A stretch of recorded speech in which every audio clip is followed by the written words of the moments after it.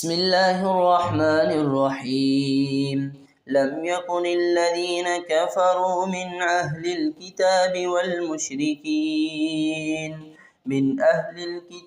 والمشركين منفكين حتى تأتيهم البينة رسول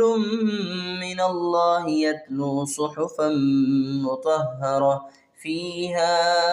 فيها كتب قيمة وما تفرق الذين أوتوا الكتاب إلا من بعد ما جاءتهم البينة وما أمروا إلا ليعبدوا الله مخلصين له الدين حنفاء ويقيموا الصلاة ويؤتوا الزكاة وذلك دين القيمة إن الذين كفروا من أهل الكتاب والمشركين في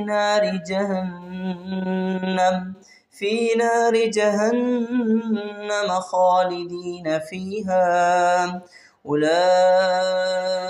هم شر البرية إن الذين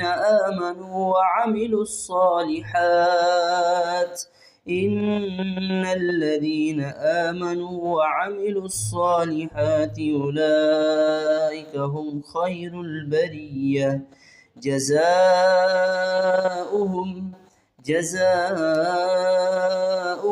عند ربهم جنات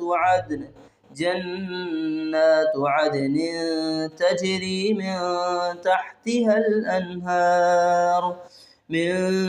تحتها الأنهار خالدين فيها أبدا رضي الله عنهم ورضوا عنه ذلك لمن خشي ربه.